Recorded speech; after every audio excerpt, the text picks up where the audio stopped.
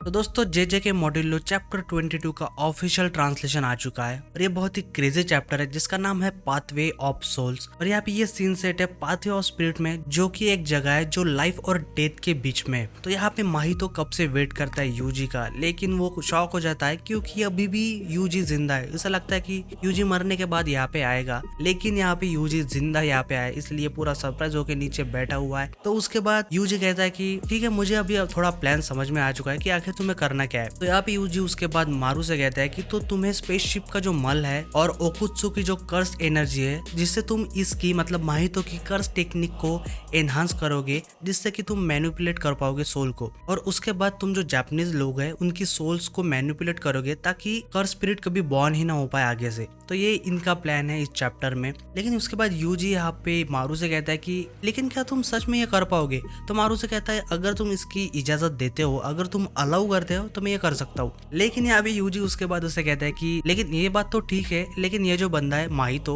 ये इतने obedient type का नहीं है, मतलब ये आसानी से बात तुम्हारी मानने नहीं वाला, तो तुम्हें पहले इसे सबड्यू करना पड़ेगा। तो मारू कहता है कि हाँ, ये बात तो तुमने सही की, क्योंकि इसे पहले सबड्यू करना पड़ेगा। क्या ये मैं करूँ या तुम करने वालों? तो यहाँ पे यूजी रिप्लाई करता है कि नहीं नहीं, ये मैं संभाल लूंगा। तो तभी हम यहाँ पे माहितो को भी देखते हैं कि वो ये सारी बातें सुन रहा है। लेकिन यहाँ पे यूजी कहता है कि मैं सिर्फ इस वजह से थोड़ा परेशान हूँ क्योंकि मैं एक्सीडेंटली इसे खत्म नहीं करना चाहता, क्योंकि अगर ये खत्म हो गया और यहाँ पे मर गया तो हम इससे इस्तेमाल नहीं कर पाएंगे। लेकिन यहाँ पे मारू एक्सप्लेन करता है कि ये जो जगह है ये है पाथवे ऑफ सोल्स है, तो यहाँ पे हमारे अलावा किसी के पास एक फिजिकल फॉर्म नहीं है, तो तुम्हें जितना यहाँ पे फाइट करना है फाइट कर सकते हो, क्योंकि यहाँ पे अगर तुम किसी को हराते हो, किसी की मौत नहीं होगी, यहाँ पे वो सिर्फ डिफीट होगा और स्लेव हो जाएगा और कुछ भी नहीं, मतलब वो जिंदा ही रहेगा। तो यहाँ पे ये सुनने के बाद भाई यूजी तैयार हो जाता है और यहाँ पे यूजी बैठ के एकदम थालसू पोज में कहता है कि तो ठीक है, तुमने सुनी ना ये बात कि आखिर उसने क्या कहा, तो तुम अभी शुरू करने वाले हो या मैं करूँ? तो भाई तभी अगले सीन में यहाँ पे माहितो तैयार हो जाता है यूजी पे अटैक करने के लिए और कर भी देता है और इन दोनों की फाइट यहाँ से शुरू होती है। लेकिन यहाँ पे माहितो पता है ये पहले से ही ढक्कन बंदा है, तो यहाँ पे माहितो कहता है कि अपना मुंह चलाना बंद कर, जैसे कि तू यहाँ पे पहले ही जीत चुका है। और इसके बाद ये जो जगह है ये ट्रांसफॉर्म हो जाती है शिबुया में, जो कि इनकी फाइट हुई थी पिछली बार, वैसा ही ये सीन हो जाता है। और यूजी भी देख के कहता है कि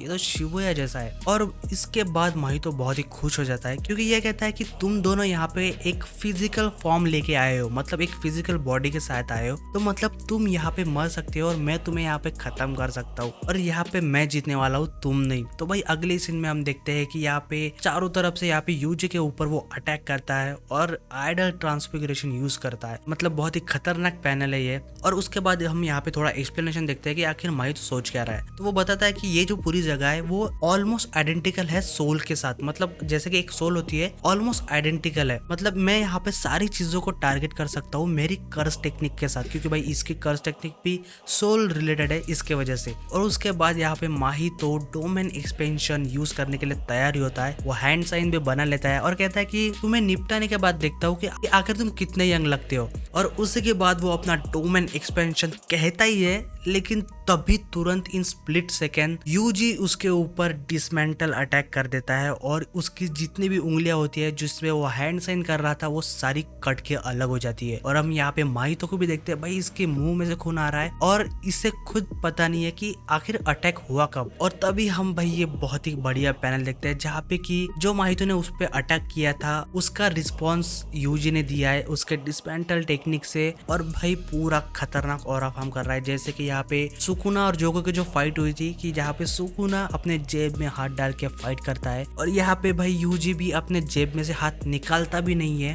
और उसने स्प्लिट सेकंड में यहाँ पे माहितो का काम तमाम कर दिया है। मतलब भाई ये पैनल बहुत ही खूबसूरत है। और इसके बाद हम देखते हैं माहितो जो कि पूरा कट चुका है, और इसके बाद का जो सीन है ये एक्चुअली में ओरा फार्मिंग है और कुछ भी नहीं, क्योंकि यहाँ पे यूजी कहता है माहितो को, डैम क्या तुम पहले से इतने कमजोर थे माहितो, मतलब भाई डिसरिस्पेक्ट। और उसके बाद यूजी उसे टच करता है, उसके बाद उसकी पूरी बॉडी खत्म हो जाती है, सिर्फ उसकी आंखें रहती है और पूरी बॉडी खत्म, और वो सीधे आती है मारू के हाथ में। लेकिन मारू उससे कहता है कि देखो मैं तुमसे सॉरी कहता हूँ, लेकिन हमें तुम्हें यहाँ पे इस्तेमाल करना पड़ेगा क्योंकि इनका जो प्लान है सारी कर्स टेक्निक को खत्म करना इसके वजह से। तो तभी हम देखते हैं कि यहाँ पे माहितो को थोड़ा ट्रांसफॉर्म कर दिया है एक सोल के फॉर्म में शायद यहाँ पे मारू ने, और इसके बाद ये देख के यूजी कुछ कहने ही वाला होता है तो वो रुक जाता है। तो यहाँ पे मारू कहता है कि क्या तुम कुछ कहने वाले थे? तो यूजी कहता है नहीं कुछ नहीं। लेकिन उसके बाद यूजी उससे कहता है कि मैं थोड़ा कंसर्न था क्योंकि इस बंदे ने मेरे दोस्तों के साथ बहुत ही मेसअप किया था जो कि पास्ट ऑन हो चुके हैं। मतलब अपने को पता है भाई माहितो ने कितना कांड कर रखा है पहले, तो यही बात वो यहाँ पे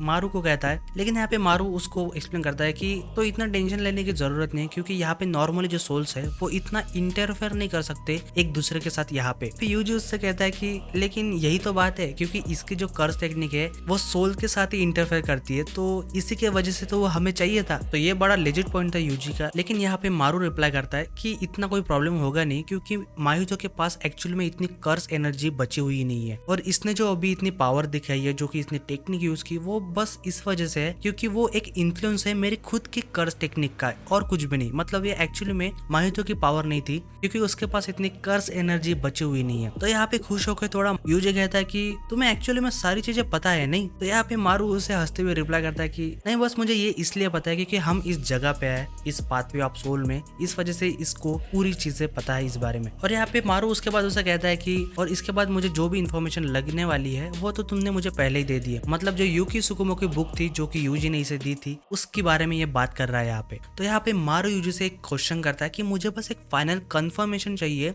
कि जो अर्थ पर जो कल्याण कर्स स्पिरिट है उनके बारे में। तो यहाँ पे यूजी उसके बाद उसे एक्सप्लेन करता है कि जो कर्स स्पिरिट है वो इस वजह से फॉर्म होते हैं क्योंकि जो कर्स एनर्जी रिलीज होती है मतलब लीक होती है ह्यूमन से जो कि सॉर्सरर्स नहीं है, तो उनके वजह से वो इकट्ठा होती है, उस वजह से कर्स स्पिरिट फॉर्म होते हैं। और ये जो फेनोमेना है ये पूरे जापान में ही होता है। तो अगर हमें पूरी दुनिया में से अगर कर्स स्पिरिट को निकालना है, एलिमिनेट करना है, तो हम दो चीजें कर सकते हैं। पहले कि हम एलिमिनेट कर सकते हैं कर्स एनर्जी को पूरे जापानीज लोगों में से, मतलब किसी के पास एनर्जी ही नहीं रहेगी। और दूसरी चीज ये है कि हम सारे जापानीज लोगों को सॉर्सरर्स में टर्न कर सकते हैं, मतलब सबके पास यहाँ पे कर्स एनर्जी आ जाएगी। यही हमारे दो ऑप्शन है। तो ये सुनने के बाद यहाँ पे मारू यूजी से कहता है कि तो तुमने जो दूसरा ऑप्शन बताया जिसमें कि सारे लोगों को सॉर्सरर्स में कन्वर्ट कर दिया जाएगा, तो इसका लॉजिक ये है कि जितने भी सॉर्सरर्स है वो अपनी कर्स एनर्जी को बहुत ही इफिशिएंटली अपने बॉडी में सर्कुलेट कर सकते हैं और वो कर्स टेक्निक भी यूज करते हैं। तो उसके वजह से कर्स एनर्जी यूज भी होती है और उसके वजह से जो लीकेज है वो बहुत ही कम होता है। तो यूजी उसे रिप्लाई करता है कि तुमने बिल्कुल सही कहा। तो इसके बाद यहाँ पे यूजी ये बातें सुनने के बाद थोड़ा क्या बहुत ही इंप्रेस होता है क्योंकि वो कहता है मैंने अभी इसको बुक दी थी, सुकुमा की सीक्रेट नोटबुक है, उसने इसके सारे कंटेंट को बहुत ही बढ़िया तरीके से बहुत ही इजीली सीख भी लिया है। लेकिन उसके बाद यहाँ पे मारू उसे कहता है कि मुझे नहीं लगता कि दूसरा जो ऑप्शन है वो ठीक रहेगा। अगर हम यहाँ पे सबको कन्वर्ट कर देते हैं सॉर्सरर्स में तो वो जो डैमेज हो रहा था कर्स स्पिरिट से वो अब रिप्लेस हो जाएगा कर्स यूजर से, मतलब डैमेज तो कम होगा ही नहीं। और अगर हम ऐसा करते हैं तो हम बहुत सारे लोगों को क्रिएट कर देंगे जो कि फिजिकली गिफ्टेड है, जैसे कि सुरोगी और अपना जैसे तोजी वगैरह था, ये भाई फिजिकली बहुत ही कैपेबल बंदे हैं। यही बात मारू भी कहता है कि ये इक्वली पॉसिबल है कि ऐसे बंदे सुरोगी और तोजी जैसे कि इनमें से एक बंदा एविल भी निकल सकता है, तो वो कितना डैमेज कर सकता है सोच लो। लेकिन यहाँ पे यूजी उससे रिप्लाई करता है कि हाँ ये बात सही है, लेकिन ये तभी होगा, ये तभी मैनिफेस्ट होगा तब कोई बहुत ही इंसेंटली पावरफुल इनेट टेक्निक या कर्स एनर्जी के साथ पैदा होता है तभी, मतलब ये सबके साथ पॉसिबल नहीं है। तो उसके बाद मारू ये सारी चीजें सुनने के बाद कहता है कि तो ठीक है, हम ऑप्शन 1 के साथ प्रोसीड करेंगे जिसमें कि हम सारे लोगों में से, सारे जापानीज और सिम्यूरियन में से उनकी जो कर्स एनर्जी है वो एलिमिनेट कर देंगे। तो क्या तुम्हें ये प्लान सही लगता है? तो ये सुनने के बाद यहाँ पे यूजी रिप्लाई करता है लेकिन तुम जो कह रहे हो कि सिम्यूरियंस में से भी कर्स एनर्जी को निकालना है, लेकिन जो कर्स स्पिरिट है वो सिम्यूरियंस के वजह से बॉर्न होते ही नहीं है, वो सिर्फ ह्यूमन के वजह से होता है क्योंकि ह्यूमंस के बॉडी में से यहाँ पे कर्स एनर्जी लीक होती है उसके वजह से। लेकिन यहाँ पे मारू बहुत ही बढ़िया रिप्लाई करता है कि हाँ तुम्हारी बात सही है, लेकिन अगर हम यहाँ पे ह्यूमंस में से ही, अर्थलिंग में से ही कर्स एनर्जी को एलिमिनेट करते हैं तो उसके बाद आगे चलकर बहुत कॉन्फ्लिक्ट हो सकते हैं क्योंकि सिर्फ सिम्यूरियंस के पास एनर्जी रहेंगी और वो बहुत पावरफुल रहेंगे और ह्यूमन के पास कुछ भी नहीं। तो यूजी ये सुनने के बाद कहता है कि हाँ तुम्हारा पॉइंट तो सही है। तो उसके बाद यहाँ पे यूजी नीचे बैठ के कहता है कि ये बहुत ही वियर्ड है, हम इतने टाइम से बातें कर रहे हैं और मैं इसके बाद पूछ रहा हूँ। लेकिन तभी यहाँ पे कुछ आगे सुनने के पहले यहाँ पे मारू से कहता है कि अरे हाँ सॉरी मेरा नाम है मारूलू। तो उसके बाद यूजी कहता है कि मारूलो तो आखिर तुम्हारे थॉट्स क्या है कि आखिर हम जो करने जा रहे हैं तो तुम इस बारे में क्या सोचते हो? तो यहाँ पे मारू से रिप्लाई करता है कि मेरे लिए ये एक अटोनमेंट जैसा है, मतलब एक प्रायश्चित जैसा है क्योंकि हमने अर्थ के लोगों को बहुत ही ट्रबल दिया है, बहुत ही नुकसान किया है और इस वजह से एटलीस्ट लोग ये तो सोचे कि हमसे मिलकर उनकी लाइफ थोड़ी बढ़िया हो गई है और ये जो जगह है ये थोड़ी बेहतर हो गई है, आखिर इतना तो भी सोच ले लोग। लेकिन यहाँ पे ये सुनने के बाद यूजी बहुत बहुत ही सोचता है। और उसके बाद वो मारू से कहता है कि मैं तुमसे पहले सॉरी कहता हूँ, क्योंकि तुम्हें सुनने के बाद मुझे लगता है कि मैं डिनाई नहीं कर रहा हूँ कि तुम्हें कैसा लगता है, तुम कैसे फील करते हो, तो ये तुम्हारी बातें सही है, लेकिन जो हम करने जा रहे हैं वो एक्चुअली में बहुत ही बड़ा पाप है, बहुत ही ह्यूज सीन है। तो ये सुनने के बाद मारू थोड़ा सरप्राइज क्या पूरा शॉक ही हो जाता है कि आखिर क्या मैं गलत तो नहीं कर रहा हूँ। लेकिन उसके बाद यहाँ पे यूजी उसको एक्सप्लेन करता है कि क्योंकि हम सेफ्टी की वजह से जितनी भी पॉसिबिलिटीज है फ्यूचर में वो सारी टर्मिनेट कर रहे हैं। फॉर एग्जाम्पल कि जितनी भी रिसर्च हुई थी कर्स एनर्जी की कि वो as a new power source use हो सकता है, अभी तो हम फ्यूल्स यूज कर रहे हैं, लेकिन आगे चल के कर्स एनर्जी भी हम यूज कर सकते हैं as a new power source. और वो रिसर्च अभी तक रुक गई थी, लेकिन तुम एलियन आने के बाद वो जो टेक्निक है, वो जो रिसर्च है, वो बहुत ही रैपिडली आगे जा सकती थी, क्योंकि आगे चल के 100-200 सालों के बाद जो रिसोर्स है वो शायद से खत्म हो जाएगी पृथ्वी में। तो हमारे पास आखिरी ऑप्शन बचेगा कर्स एनर्जी, लेकिन हम उसी को, वही पॉसिबिलिटी जो है, हम उसी को एलिमिनेट करने वाले हैं। और इस चीज को छोड़ भी दिया जाए तो उसके बाद एक और बात है कि हम लोगों के बॉडी के साथ टेम्पर करने वाले हैं, मतलब उनकी बॉडी के साथ छेड़छाड़ करने वाले हैं उनकी परमिशन के बिना। तो ये प्राउड करने लायक बात तो बिल्कुल भी नहीं है। तो ये सुनने के बाद मारू बहुत ही टेंशन में आ जाता है कि क्या हम इतनी गलत चीजें कर रहे हैं। तो उसके बाद वो यूजी से पूछता है कि आखिर मुझे करना क्या चाहिए। तो भाई यहाँ पे यूजी बहुत ही सीरियस और कोल्ड एक्सप्रेशन के साथ कहता है कि इसके बावजूद मैं ये करने वाला हूँ। मतलब भाई सुकून का असर तो हो रहा है यूजी पे थोड़ा थोड़ा। लेकिन ये सुनने के बाद मारू से कहता है कि क्या तुम श्योर हो कि ये चीज करने लायक है, कि क्या हम सही कर रहे हैं। या फिर यूजी कहता है कि बिल्कुल भी नहीं है, मैं तब भी ये सारी चीज करने वाला हूँ। तो भाई मारू उससे पूछता है कि आखिर क्यों, इसका रीजन क्या है। उसके बाद यूजी कहता है कि क्योंकि मुझे ऐसा लगता है कि ये चीज सही है जो हम कर रहे हैं, और वैसे भी मुझे लगता है कि मैं आगे चल के अगले 300 साल तक तो जिंदा रहने वाला हूँ। और उसके बाद यूजी कहता है कि मैं जितने टाइम यहाँ पे हूँ मैं अपना पूरा ट्राई करना चाहता हूँ कि ये सारी चीजें सही हो, और अगर कुछ गलत भी होता है तो इसकी जो पनिशमेंट है वो भुगतने के लिए मैं तैयार हूँ, अगर मतलब कुछ आगे 100-200 सालों में गड़बड़ होती है तब भी। लेकिन उसके बाद यूजी कहता है कि मुझे थोड़ा कंफ्यूजन हो रहा है कि क्या मेरी कर्स एनर्जी खत्म करने के बाद क्या मैं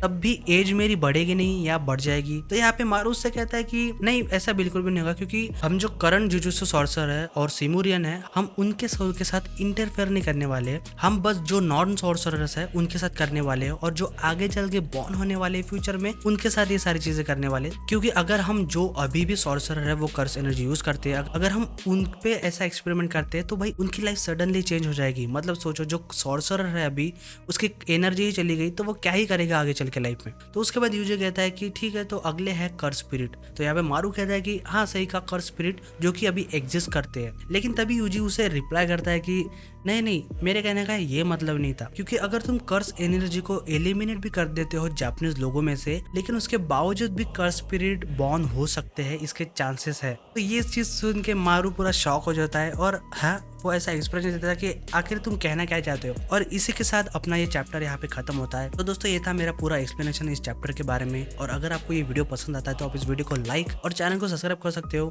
तो मिलते हैं दोस्तों अगले चैप्टर में।